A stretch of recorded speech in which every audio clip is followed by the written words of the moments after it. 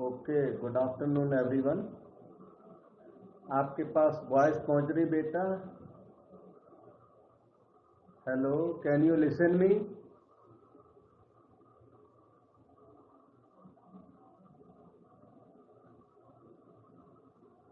ठीक है, तो हम लोग कर रहे थे ग्रुप में थोड़ा सा काम कर रहे थे। परम्यूटेशन ग्रुप का काम किया था आपने लास्ट टाइम। तो आज हमारे सामने है ग्रुप होमोमॉर्फिज्म। ये एक मैपिंग होती है, 1-1 मैपिंग, ऑन-टू मैपिंग हमने लास्ट लेक्चर में कराई थी। अब उनका थोड़ा सा यूज आपको सिखाते हैं।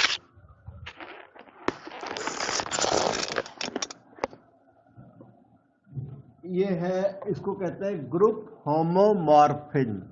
दो वर्ड है ये, होमोमॉर्फिज्म, आइसोमॉर्फिज्म। होमोमॉर्फिज्म एक मैपिंग का नाम है। Mapping, function, transformation. तो ए मैपिंग है from G to G dash. F is a mapping from a group G to another group G dash. This mapping is called homomorphism of G dash. इस mapping को, इस function को homomorphism कहते हैं। If this happens, क्या for all a b belonging to G, f of AB is FA into FB। अगर ये आपकी मैपिंग कंपोजिशन को प्रिजर्व करें, जैसे FAB is equal to FA into FB हो,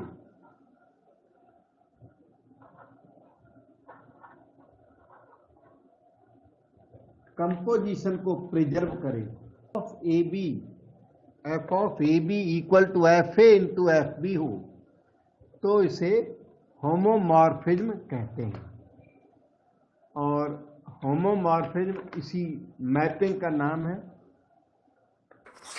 और नोटेशन इसका G is homomorphic to G dash, ये इसका नोटेशन होता है। बस ये इतना ही होता है, FAB या FA into FB। Excuse me sir, हाँ बेटा। सर G और G डैश में बड़ा ग्रुप कौन सा होता है? G और G डैश में या तो दोनों ग्रुप इक्वल होंगे, नहीं तो ये कोडोमेन है ना। अब बड़ा ऐसा कुछ नहीं है, ये G डैश स्मॉल भी हो सकता है, और इनमें ऐसा कुछ नहीं है। कोडोमेन रेंज में जरूर है, रेंज स्मॉलर होती है और कोडोमेन ग्रेटर होती है। लेकिन G और G डैश में कभी G ग्रेटर और ये स्मॉलर हो भी सकता है। मैनी वन फंक्शन होगा ना, G होगा, G में केवल 2 एलिमेंट और G डैश में मान लो 3 एलिमेंट, तो ये 1 goes to 2, 2 goes to 2, और यहाँ एक्स्ट्रा भी हो सकता है 3, तो G डैश ग्रेटर हो गया। और मान लो G ग्रेटर है 1 2 3 और G डैश स्मॉलर है 3 4, तो मैनी वन से कवर हो सकता है ये। तो ऐसा कुछ है तो नहीं, G और G डैश में तो कुछ नहीं है कि कौन सा ग्रेटर होता है, किस लिए मन में आया ये। रेंज और G डैश में है चक्कर। G डैश जो है ना ग्रेटर होता है, और रेंज इसकी जो आएगी ना F की, वो स्मॉलर हो सकती है या फिर G डैश के इक्वल हो सकती है। और कोई doubt?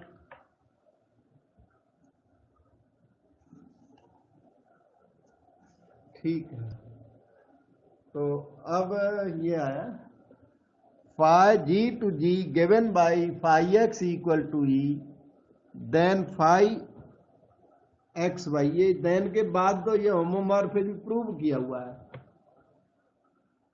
phi is a mapping from G to G, G to G dash नहीं है, ये है G to G।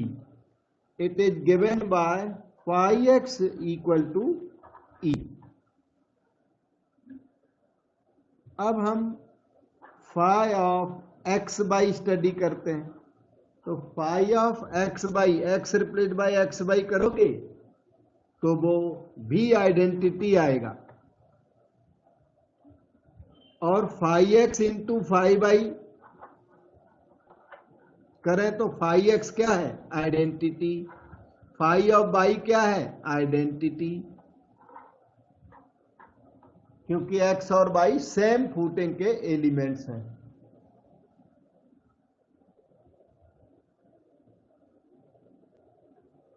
Five x e 5/e square equal to e. तो आपने देखा कि 5 of x by is equal to 5x into 5y। तो 5 preserves composition, इसको कहते हैं कंपोजिशन इज प्रिजर्व। ये x इंटू वाई था ना, 5x इंटू 5y हो गया। सो 5 प्रिजर्व्स कंपोजिशन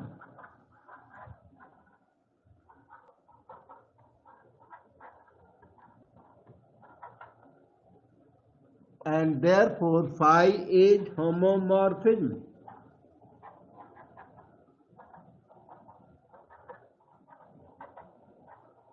कंपोजिशन की प्रिजर्वेशन है इसके अंदर, तो फाई को होमोमॉर्फिज्म बोलेंगे। So we can go to next definition. ये डेफिनेशन है आइसोमॉर्फिज्म की। A mapping phi G to G dash is called isomorphism। Isomorphism के लिए क्या क्या होना चाहिए? Number A, phi should be homomorphism। phi xy is phi x into phi y for all xy belonging to G। तो ये number A point है ना, ये phi is homomorphism के इक्वल है कि पहले क्या होना चाहिए? दिस शुड बी होमोमॉर्फिज्म होना चाहिए। दूसरी चीज फाई शुड बी 1/1। तीसरी चीज phi is onto 1/1 onto and composition preserving. 3 things are satisfied, तो फाई इज कॉल्ड आइसोमॉर्फिज्म। हम लोग ये भी कह सकते हैं कि homomorphism phi is said to be isomorphism. Homomorphism को ही आइसोमॉर्फिज्म कहते हैं अगर वो 1/1 एंड ऑनटू हो तो। होमोमॉर्फिज्म को आइसोमॉर्फिज्म कहते हैं। क्यों? क्योंकि जब वो 1/1 एंड ऑनटू हो तो आइसोमॉर्फिज्म बोलेंगे, और नहीं तो नहीं। बेटे डाउट पूछो। आइसोमॉर्फिज्म जैसे ट्राइंगल्स होते हैं ना, ट्राइंगल्स अपने होते हैं कंग्रुएंट, तो आइसोमॉर्फिज्म को कंग्रुएंट बोला जा सकता है। कंग्रुएंसी से कंपेयर होता है आइसोमॉर्फिज्म। होमोमॉर्फिज्म को सिमिलर बोला जा सकता है। तो आइसोमॉर्फिज्म बोलते भी G is isomorphic to G dash, ये बोलते भी हैं। 3 लाइन्स लगती हैं, congruent to G dash. Geometry में जिसे कांग्रुएंसी कहते हैं, ग्रुप थ्योरी में उसी को आइसोमॉर्फिज्म कहते हैं।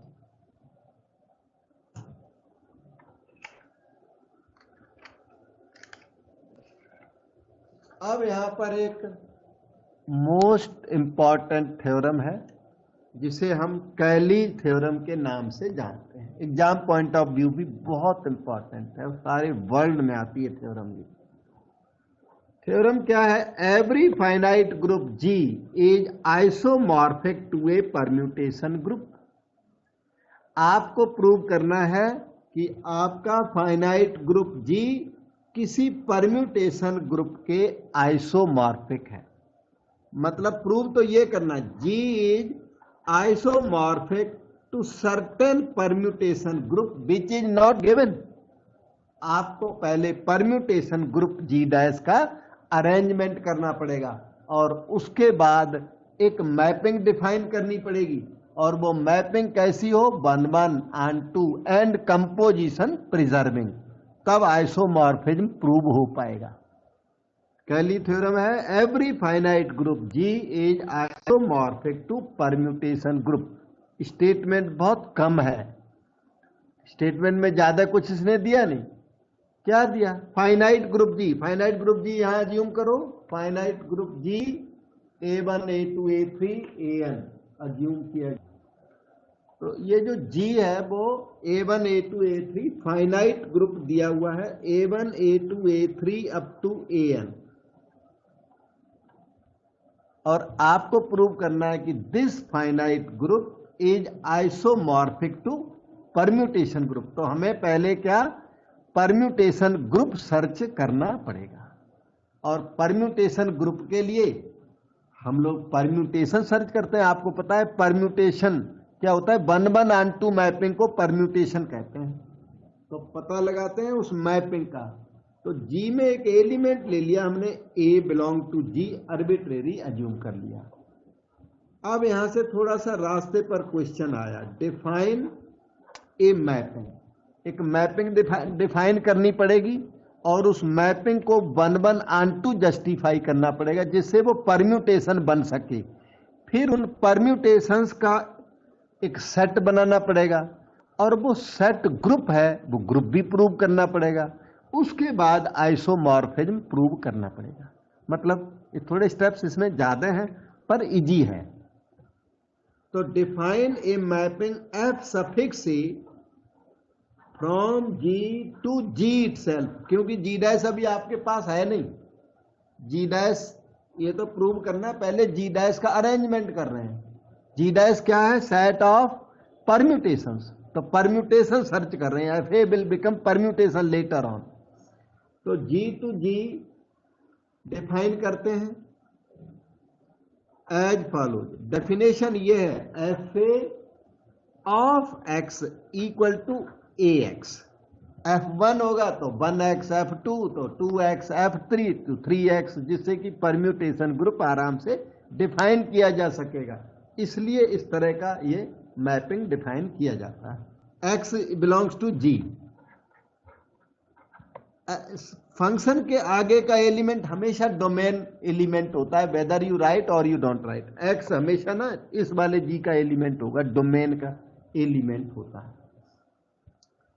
तो पहले हम प्रूव कर देते हैं कि FA इज 1-1।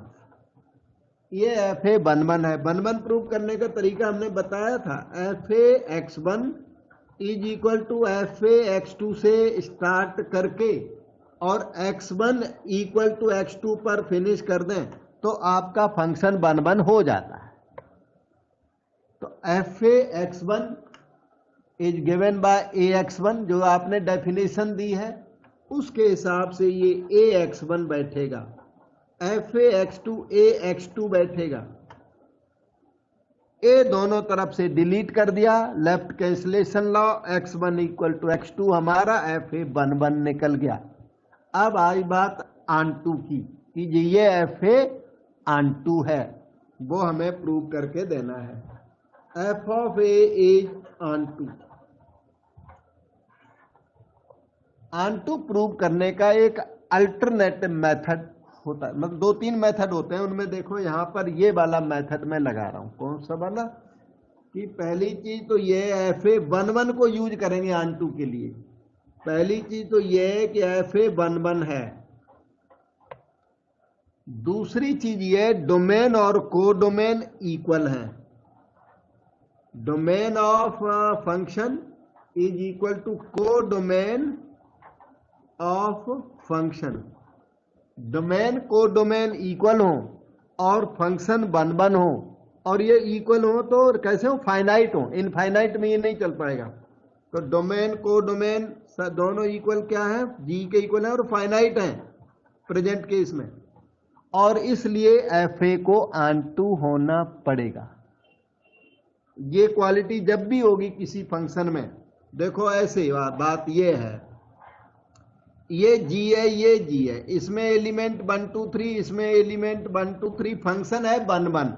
तो 1-1 1 goes to 1, 2 element can not go to 1। तो 1-1 फंक्शन है तो होगा क्या कि इस सेकंड के सारे एलिमेंट कवर हो जाएंगे, कवर करने पड़ेंगे क्योंकि 1-1 है इसलिए, और फिर ये ऑन2 हो जाएगा क्योंकि G के सेकंड सेट के सारे एलिमेंट कवर हो गए। सेकंड सेट का एलिमेंट छोड़ सकते नहीं आप, क्योंकि जितने एलिमेंट इसमें उतने ही उसमें है।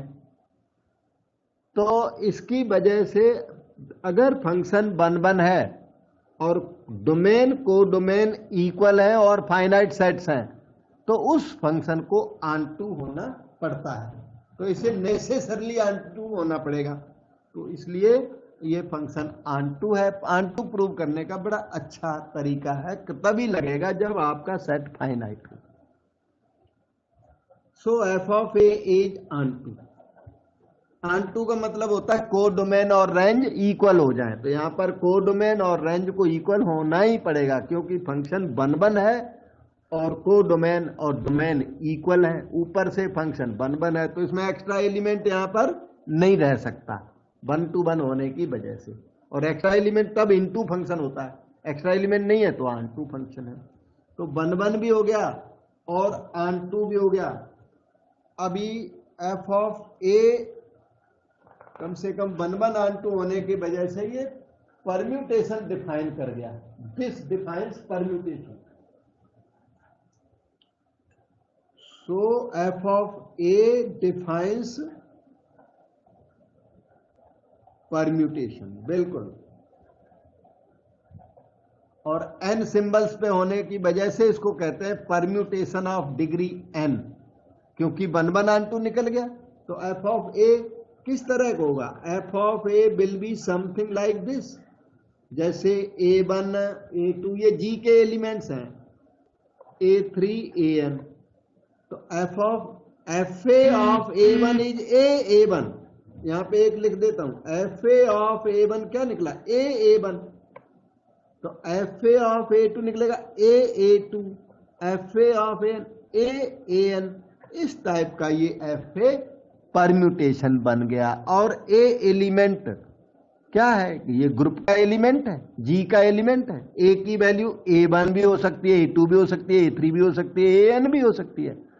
तो इस तरह से ये सो मेनी परम्यूटेशंस हैं, f a, f b, f c, f, so many permutations. तो इन परम्यूटेशंस का हम लोग ग्रुप बना सकते हैं।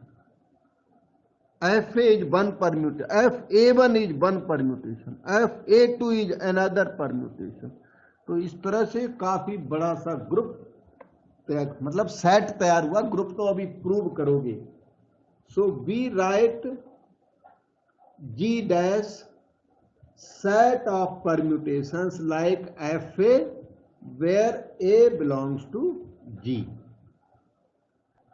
ये क्या है? सेट ऑफ परम्यूटेशंस आपको एफर्ट करने से मिल गया।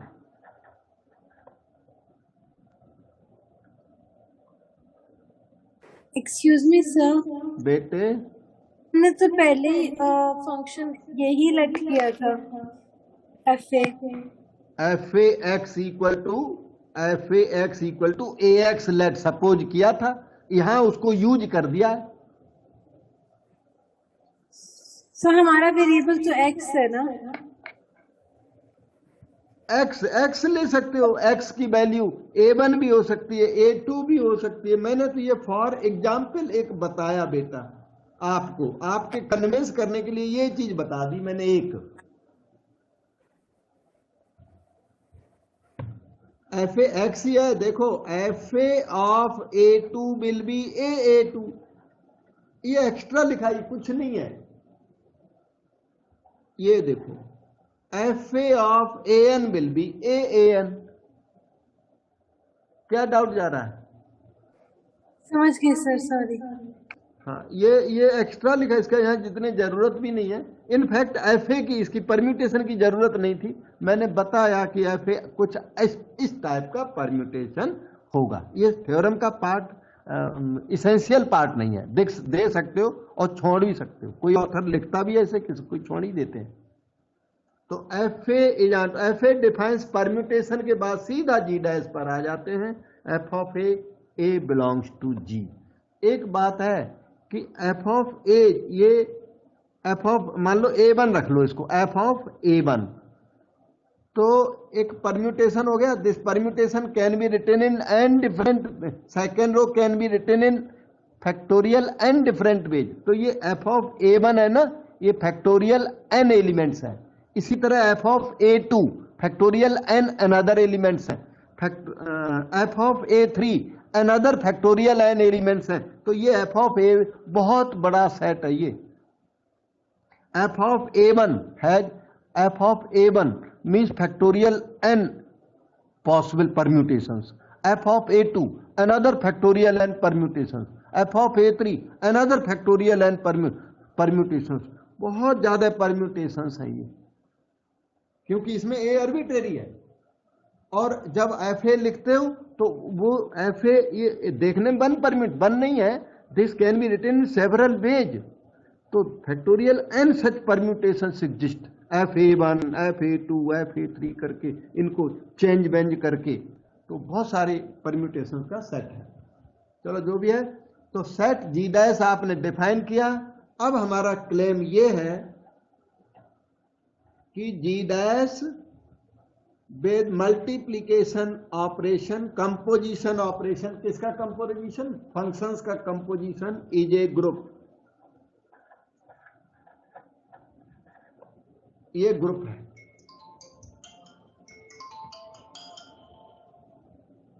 ठीक है, तो G dash dot is a group. तो ग्रुप के लिए क्या है, हमें क्लोजर प्रॉपर्टी, एसोसिएटिव लॉ, वो सब डिस्कस करने पड़ेंगे। क्लोजर प्रॉपर्टी देखिए ये है, उसके लिए जी डैश के टू एलिमेंट्स लीजिए। For all f a comma f b belonging to G dash we have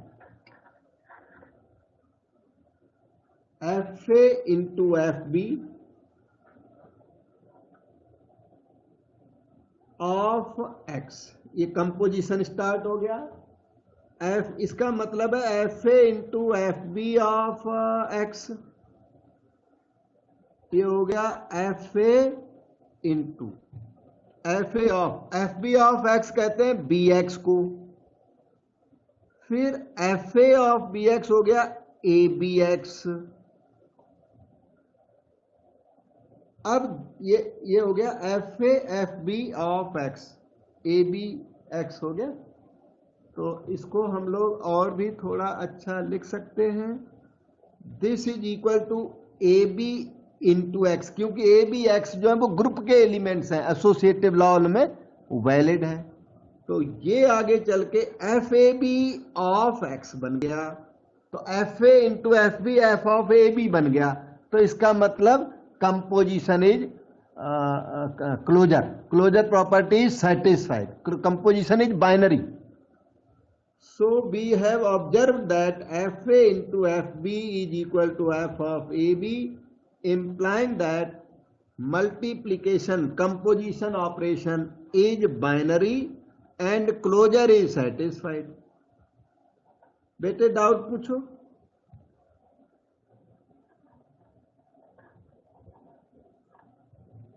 And now comes associative law. Closure property के बाद एसोसिएटिव, फिर आइडेंटिटी, इनवर्स, सब कुछ बता दें।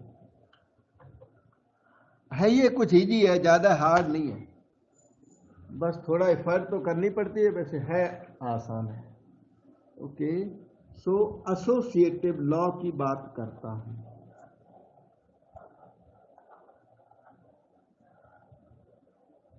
एसोसिएटिव लॉ में आप 3 एलिमेंट ले लो जी डैश के। For all f a f b f c belonging to G dash we have f a f b f c. F a f b associative law इसे कहते हैं, into F b f सी। ये आता कैसे, वो justify कर देते हैं। अच्छा, लेफ्ट हैंड साइड चूज करें, f A into F b f a b हो गया बेटे। क्यों, वो क्लोजर में आपको मिल चुका है एफ ऑफ सी। ये यहां कुछ नहीं, एक्स लिखने की जरूरत अब नहीं है, क्योंकि क्लोजर में आपने F A into F B equal to F of A B ला दिया है, इसलिए अब आपको उसका थोड़ा फायदा मिलेगा। ऑपरेशन का, ऑपरेशन डिफाइन हो चुकी है। So this is equal to F of A B into C. या तो इसी को आगे बढ़ा दो, ऐसा आ जाएगा, देखो ऐसे आएगा, राइट साइड आ जाएगी, राइट साइड को टारगेट कर लो, F of A into B C कर लो, this is F A into F of B C, that is equal to F of A into F of B C का मतलब F B into F सी, ये आपकी right side आ गई। तो this is right hand side, so associative law is valid. अब आता है identity element after this.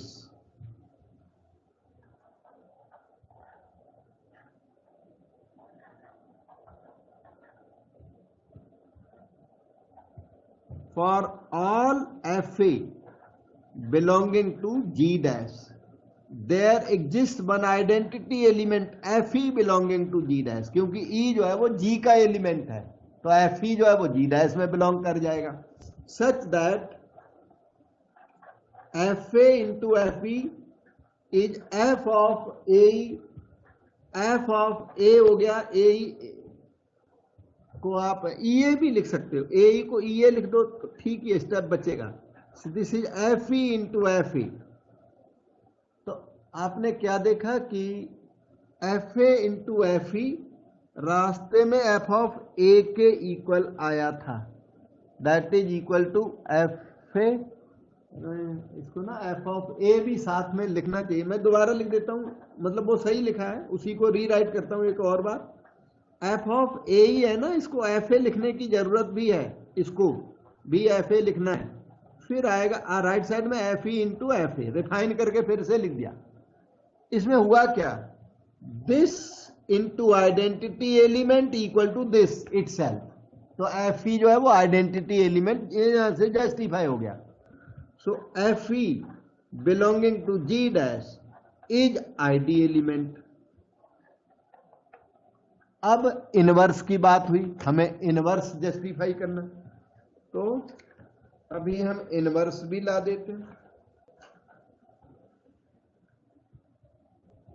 Inverse of each element try करते हैं। For each f a belonging to G dash there exist f of a inverse belonging to G dash, क्योंकि A inverse belongs to G, so FA inverse belongs to G dash, such that FA into FA inverse is equal to F of AA inverse is equal to FE, and that is equal to F कह सकते हैं, FE रहने दो, सही है, F भी कह सकते हैं, FE सही है। अभी इसको ना दूसरा देखो, F inverse into F A की value, this is F of A inverse A and that is F E. So what we observe that F A into F A inverse is F A inverse into F E and that is equal to F E identity. इन दोनों को मर्ज कर दिया तो ये और ये equal निकल गए, और दोनों भी किसके, एफ ई के इक्वल है। So this means F A inverse is equal to F of N. तो inverse of each element exists. बेटे डाउट पूछो।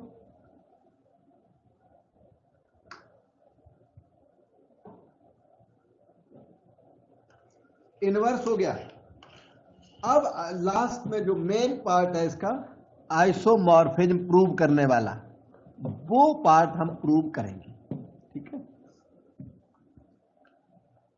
अब हमारा फाइनल क्लेम है, लास्ट में क्लेम है कि G is isomorphic to G dash, क्योंकि हमें परम्यूटेशन ग्रुप अब मिल चुका है। G डैश क्या बन गया, ग्रुप हो गया। कम्यूटेटिव लॉ प्रूव करना जरूरी नहीं है, कम्यूटेटिव लॉ इसमें होता भी नहीं है। कम्यूटेटिव लॉ तब होगा जो G कम्यूटेटिव, तो G डैश भी कम्यूटेटिव निकल जाएगा। कम्यूटेटिव लॉ की आपको जरूरत इसमें नहीं पड़ती थ्योरम में, इसलिए कम्यूटेटिविटी की तरफ आप नहीं जाओगे। तो हमारा क्लेम यह है कि G with composition operation is isomorphic to G dash with the same composition. Isomorphism prove करना, G is isomorphic to G dash. इसके लिए क्या, आइसोमॉर्फिज्म के लिए क्या प्रूव करना पड़ेगा, आपको एक मैपिंग डिफाइन करनी पड़ेगी जी और जी डैश के बीच में। वो जो मैपिंग पहले थी वो तो जी टू जी की थी, मैपिंग डिफाइन हो चुकी है और उसका काम फिनिश हो गया। उसने परम्यूटेशन दे दिया आपको और ग्रुप दे दिया, परम्यूटेशन ग्रुप भी मिल चुका है। अब आप एक मैपिंग डिफाइन करोगे, उस मैपिंग को 1-1 प्रूव करोगे, ऑन-टू प्रूव करोगे और कंपोजिशन प्रिजर्वेशन प्रूव करोगे। 3 चीजें प्रूव करनी है। तो डिफाइन ए न्यू मैप, वो पहले वाला तो परम्यूटेशन के लिए डिफाइन किया था, जी डैश बनाने के लिए, जी डैश की फॉर्मेशन के लिए डिफाइन किया था। अब आप डिफाइन करोगे G between G and G dash, इनके बीच में मैप डिफाइन करोगे, तब आइसोमॉर्फिज्म प्रूव होगा। जो पहले वाला मैप था वो जी टू जी था। As ji x is equal to f suffix x. ये x कहां, g का एलिमेंट है, बिल्कुल देखने में भी लगता है x g का एलिमेंट होगा। ये fx परम्यूटेशन है, ये g डैश का एलिमेंट है, क्योंकि g डैश में जो एलिमेंट्स हैं वो इसी पैटर्न के होंगे, fx fy fz इस पैटर्न के होंगे, परम्यूटेशन पैटर्न के होंगे। अब हम लोग प्रूव करेंगे this g is 1-1, x belongs to g side में लिख देते हैं, इधर जगह है, x belongs to g, understood है, and fx belongs to g dash. ठीक, तो G इज 1-1 प्रूव करने के लिए आप GA इक्वल टू GB से स्टार्ट कर दो और A इक्वल टू B पर फिनिश कर दो, या GX1 इक्वल टू GX2 से स्टार्ट कर दो और X1 इक्वल टू X2 पर फिनिश कर दो, तो G आपका 1-1 हो जाएगा। तो gx1 इक्वल टू gx2 का मतलब है fx1 is equal to fx2, fx1 equal to fx2। ये this implies x1 equal to x2 वाली बात अभी ठीक नहीं है, जस्टिफाइड नहीं है अभी। इसमें बीच में ना, इधर साइड में मैं स्टेप भरता हूं, इधर जगह नहीं है इसलिए, तो इसमें थोड़ा सा ये डायरेक्ट नहीं कर सकते कि ये दोनों इक्वल है इसलिए सफिक्सेज आपस में इक्वल होंगे, ऐसा कुछ नहीं। थोड़ा जस्टिफिकेशन के लिए थोड़ा आगे यहाँ काम बढ़ाना पड़ेगा। fx1 x या कुछ भी रख लो यहाँ एलिमेंट सपोर्ट के लिए, fx2 x, उसके बाद f(x) इक्वल टू ax आपने डिफाइन किया हुआ है, x1 x is equal to x2 x, उसके बाद ये लिखोगे now it is justified, x cancels from by the right cancellation law, so g is 1-1 now without any hesitation, without any further question. अब हम g on to prove करेंगे। बेटे doubt पूछ सकते हो?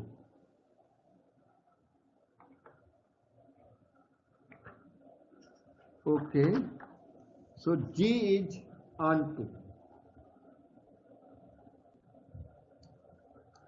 टू के लिए हम लोग 1-1 की हेल्प ले लेंगे।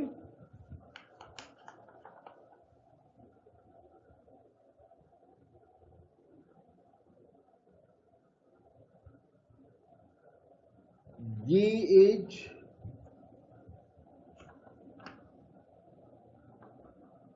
1-1 और G 1-1 है, और ऑन टू के लिए मेरे ख्याल से हम उस तरह का वो एक प्रोग्राम सा लिख सकते हैं। ऐसे मैं आपको वो याद दिला दूं, थोड़ा 1 मिनट रुकना। G to G dash map जो आपने डिफाइन किया वो डेफिनेशन है gx is equal to fx, ये डिफाइन किया हुआ है।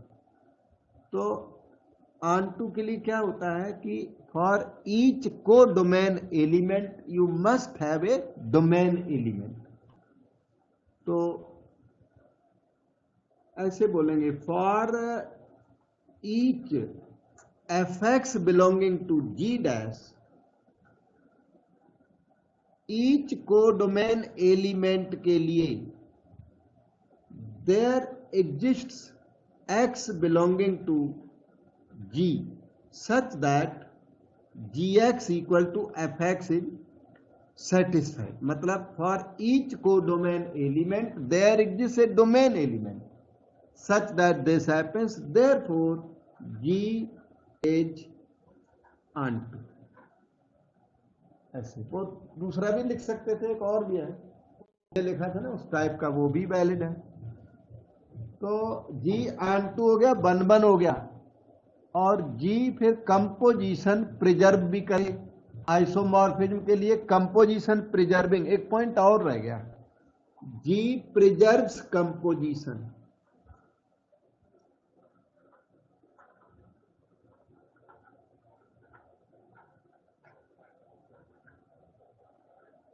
प्रिजर्व्स कंपोजिशन में ना G of X Y is equal to G X G Y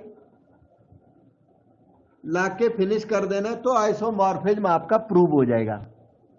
तो G of X Y is F X Y, F X Y is nothing but F X into F Y, F X can be written as ji X, F Y can be written as G Y.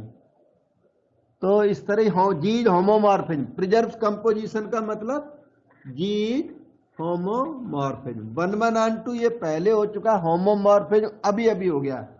इस तरह से G is isomorphic to G dash, Cayley Hamilton theorem stands proved. थोड़ी lengthy theorem है लेकिन बहुत important और ज्यादा hard नहीं है, यही स्टेप्स है लिख। एक्सक्यूज मी सर, हाँ जी बेटा।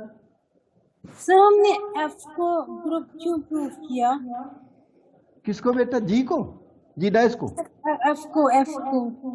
एफ को ग्रुप नहीं प्रूव किया, जी को ग्रुप प्रूव किया, उसको जी डैश को ग्रुप प्रूव किया था।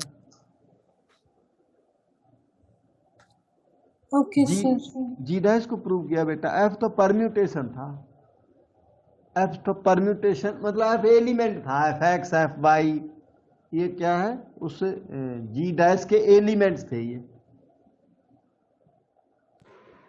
Okay sir. ओके, अब कुछ और काम थोड़ा सा और देखते हैं। यहाँ पर मेन में लिख रखा है क्या करना है। यहाँ पर होता है कैली हैमिल्टन, कैली हैमिल्टन नहीं बोलना है इसको, कैली थ्योरम। एक और थी कैली हैमिल्टन थ्योरम मैट्रिक्स में, वो कैली दूसरा पर्सन है, हैमिल्टन दूसरा है। कैली हैमिल्टन दोनों ने मिला के एक ना कैली हैमिल्टन थ्योरम वो मैट्रिक्स अलजेब्रे में प्रोड्यूस की थी। ये कैली थ्योरम है, अकेली कैली थ्योरम। यहाँ पर एक छोटा सा क्वेश्चन है, 2006 में आया था बेटा। Show that the mapping phi C to C given by this.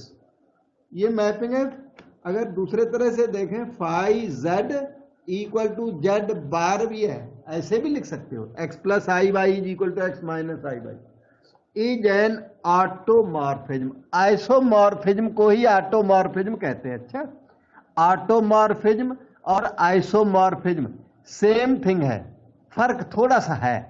फर्क पता है क्या है? ये डोमेन और को डोमेन इक्वल हो फिर इसको ऑटोमॉर्फिज्म कहते हैं, और इन दोनों में फर्क हो तो उसे आइसोमॉर्फिज्म कहते हैं।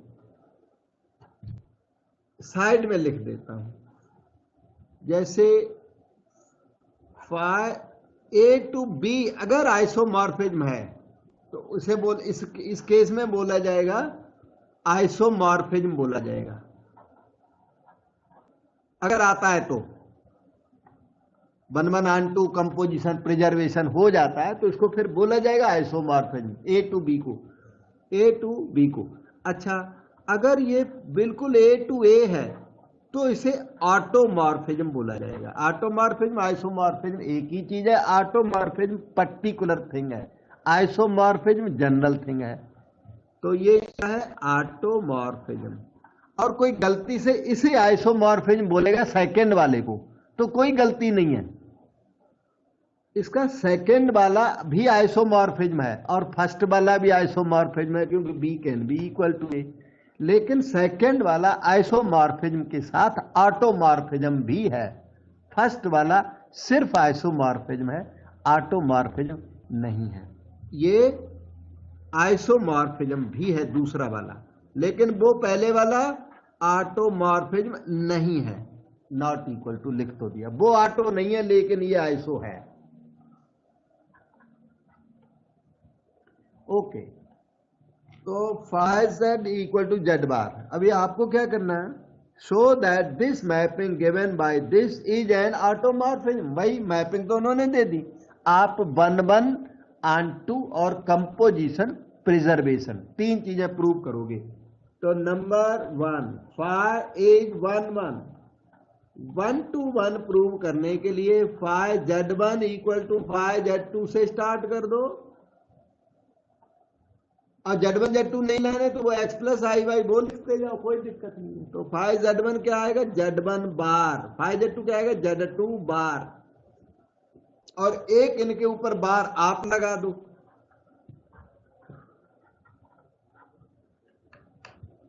नंबर्स आर इक्वल, तो इनके ऊपर एक और कंजुगेट लगा दो, conjugate of conjugate is original number, तो Z1 इक्वल टू Z2 आ जाएगा। यही आपकी रिक्वायरमेंट थी। Start with this, finish at this. तो फाइ क्या हो गया, 1 1 हो गया, onto phi is onto के लिए ऐसे बोला कर, for each element of codomain, domain codomain दोनों सेम है यहां पर, तो बोलोगे फॉर ईच, ऐसे बोलो z bar belonging to c, और ब्रैकेट में लिख दो कोडोमेन, जो एग्जामिनर कंफ्यूज ना हो। There exists z belonging to c, that is domain. हर कोडोमेन एलिमेंट के लिए, हर जेड बार के लिए जेड होता है, या हर जेड के लिए जेड बार होता है, तो हर जेड बार के लिए जेड भी होता है। Such that phi image of domain element is codomain element. मतलब वही डेफिनेशन है, उसको थोड़ा अरेंज करके अगर लिख दो तो ऑन टू जस्टिफाई हो जाता है। ये ऑन टू की डेफिनेशन लिखी हुई है जो मैंने लिख दी है। क्या, for every element of codomain, for each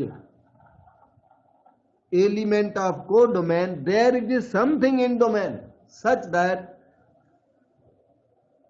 that image is phi image of Z. ये एक्चुअल इमेज है और जेड क्या है, ऑब्जेक्ट है। So Z bar is phi image of Z and therefore phi is onto. इसको onto prove और भी तरीका है, लेकिन ये इजी मेथड है, आराम से हो जाता है। कोडोमेन एलिमेंट के लिए डोमेन में एलिमेंट एग्जिस्ट करता है, तो ये ऑन टू की डेफिनेशन सेटिस्फाई हो गई, इसलिए फाइ ऑन टू हो गया। और अब क्या है, फाइ प्रिजर्व्स कंपोजिशन, वो और जस्टिफाई करना है। फाइ प्रिजर्व्स कंपोजिशन, एक सेकेंड,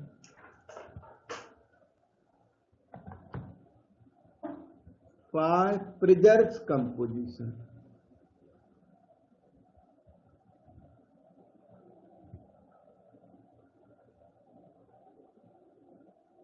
उसमें क्या है, phi Z1 Z2 should be equal to phi Z1 into phi Z2। Phi Z1 Z2 is equal to phi Z1 into phi Z2। ये justify करके देना। अच्छा, प्रूफ छोटा सा है। फाइ Z1 Z2 क्या हो गया, Z1 Z2 बार हो गया, this is Z1 bar into Z2 bar. Z1 बार क्या है, फाइ Z1, Z2 बार क्या है, फाइ Z2।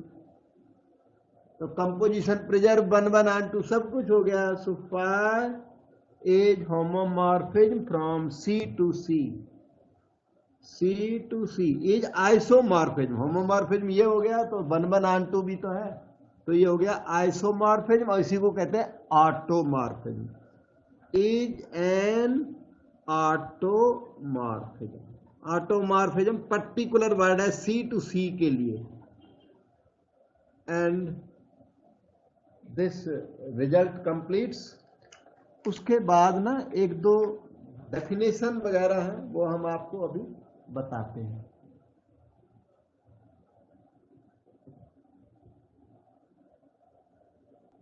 डेफिनेशन,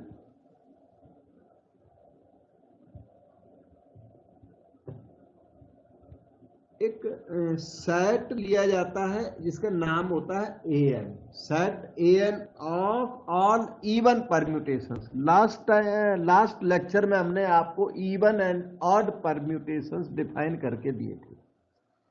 तो set N of all even permutations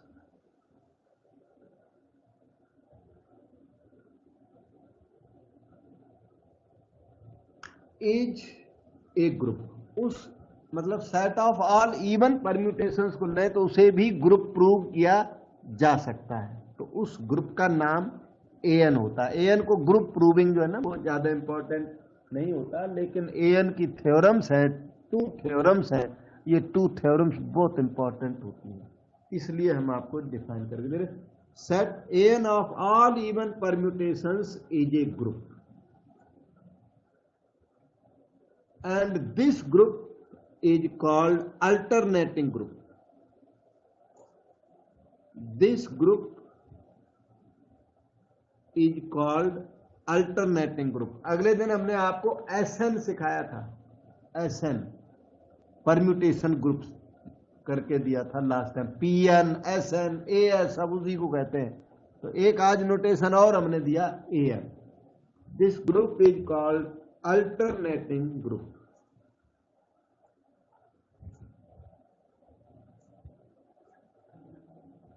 of degree n।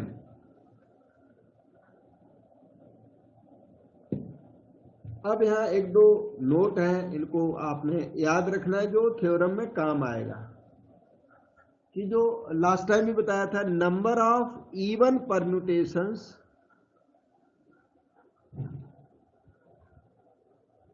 Is equal to number of odd permutations. दोनों की number Sn में factorial n elements होते हैं Sn में, तो इवन परम्यूटेशंस और ऑड परम्यूटेशंस दोनों इक्वल होते हैं और हाफ ऑफ फैक्टोरियल n होते हैं। Number of even permutations equal to number of odd permutations is equal to half of factorial n। Index of subgroup in a group. आपने index of subgroup वहां learn किया होगा video के base पर। Subgroup H in the group G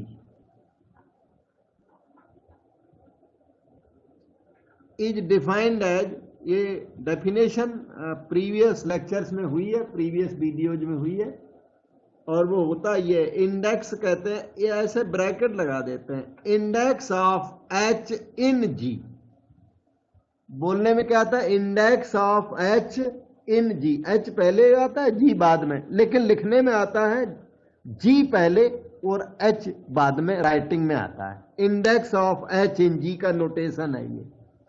तो this is given by order of G by order of H। Index of H in G, order of G by order of H को कहते हैं index of H in G।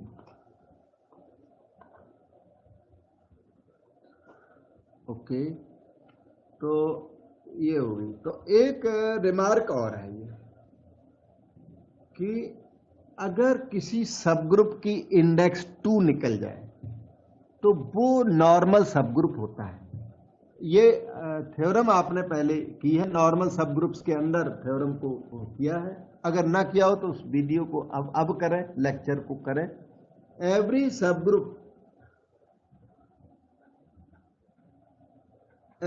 Subgroup of index 2 in G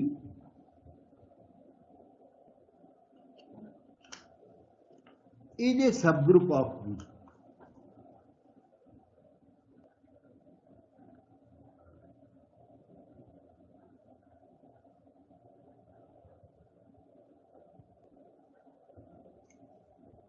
और इस तरह से ये जो points हैं वो अगली थ्योरम में, नेक्स्ट थ्योरम में ये काम आते हैं। तो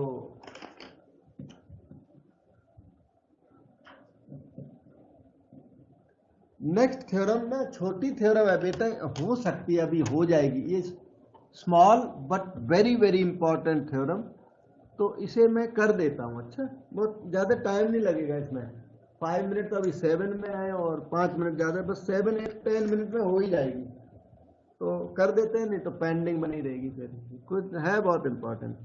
देखिए क्या लिखा है, the subset N of S N, वो जो अल्टरनेटिंग ग्रुप है वो इसका क्या होता है, सबसेट होता है, of all even permutations is a normal sub group of S N of index 2। वो सिर्फ सबसेट ही नहीं, वो सब ग्रुप भी होता है।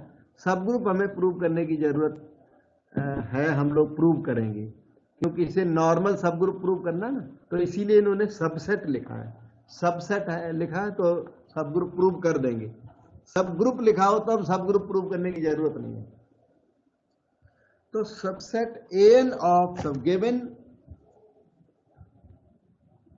एन नोटेशन हमने अभी इंट्रोड्यूस इसीलिए कर दिया था, N is subset of S N, और ये एन एस एन का एक्चुअली सब ग्रुप होता है। ग्रुप तो ये होता है, ग्रुप तो प्रूव नहीं करेंगे पर सब ग्रुप जरूर प्रूव करेंगे कि ये सबसेट है, और तो ये सबसेट है, लेकिन ये खुद तो ग्रुप है, वो भी ग्रुप है, दोनों ग्रुप है, लेकिन ये उसका सब ग्रुप भी है, तो वो चीज हम जस्टिफाई करके देंगे। तो देखिए, given this to prove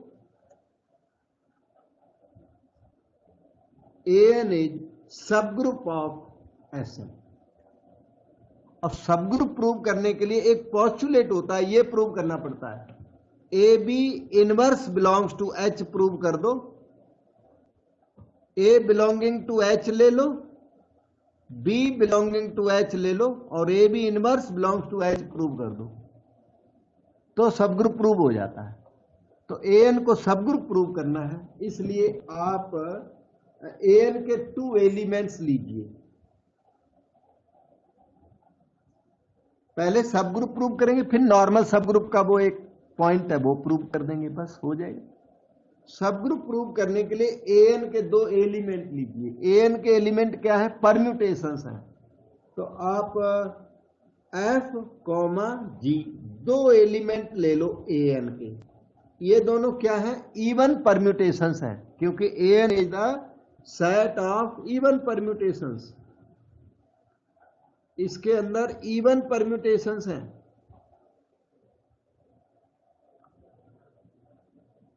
then अब क्या है, F G are even permutations, F G are even permutations, इसलिए एफ और जी का इनवर्स करें तो they are also even permutations. बिल्कुल, जी इनवर्स ऐसे मिलता है, मान लो जी आपका है 1 2 3 4 5 6, सपोज करो जी आपका ये है, तो जी इनवर्स मिलता है कुछ इस तरह, 4 5 6 goes to first row, 1 2 3 come second row, और ऐसा करने से जो नंबर ऑफ ट्रांसपोजिशंस जो हमने सिखाया, जिसके ऊपर ये इवन परम्यूटेशन बेस्ड है, उस पे फर्क नहीं पड़ता, नंबर ऑफ ट्रांसपोजिशंस पर फर्क नहीं आता जी इनवर्स करने से, जितने ट्रांसपोजिशन जी के होंगे उतने ही जी इनवर्स के होंगे। तो जो अगर इवन ये अगर आपका एफ जी इवन जी इवन है तो जी इनवर्स भी इवन होगा, एफ जी इवन है तो एफ और जी इनवर्स भी इवन होंगे, और इवन परम्यूटेशंस का अगर मल्टीप्लाई करें तो भी इवन परम्यूटेशन आता है। वो फैक्ट्स है ना, याद करके रखना, F G inverse is even, और इसलिए F G inverse belongs to A N में बिलोंग कर गया, और इसकी वजह से ए एन सब group of S N prove हो गया। अब हमें नॉर्मल सब ग्रुप प्रूव करना है, तो नॉर्मल सब ग्रुप के लिए हम index of A N in S N निकाल देंगे। सब ग्रुप तो हो चुका है, इंडेक्स निकालेंगे, अगर इंडेक्स 2 निकल गई ना तो वो नॉर्मल सब ग्रुप हो जाता है। तो ये इसका तरीका है, index of A N in S N which is written as A N इधर ratio SN, index of AN in SL का ये नोटेशन, और ये इसकी वैल्यू यहीं पे लिख देता हूं, order of SN, number of elements in SN, number of elements in AN, that's equal to SN में नंबर ऑफ एलिमेंट्स होते हैं फैक्टोरियल n, और AN में नंबर ऑफ एलिमेंट्स होते हैं हाफ ऑफ फैक्टोरियल n। ये क्या आ गया 2, इंडेक्स 2 आ जाने की वजह से AN हो गया normal sub group of SN। AN is therefore AN इज normal sub group of SN of index 2। Index 2 होने की वजह से अपने आप वो नॉर्मल सब ग्रुप बन जाता है। एवरी सब group of index 2 is normal. वो थ्योरम है जो इसके पहले किसी लेक्चर में इन्वॉल्व है, बड़ी बहुत इंपॉर्टेंट थ्योरम है। कोई भी सब ग्रुप जो इंडेक्स 2 का सब ग्रुप है वो नॉर्मल होता है।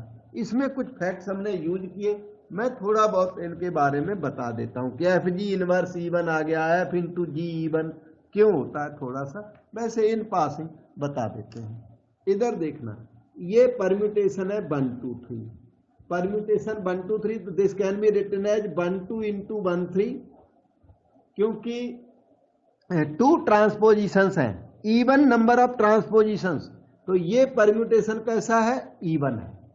ये वाला E1 परम्यूटेशन है। देखिए क्यों, क्योंकि इसकी लेंथ तो ऑड है, लेकिन इसमें इवन नंबर ऑफ ट्रांसपोजिशंस है। ये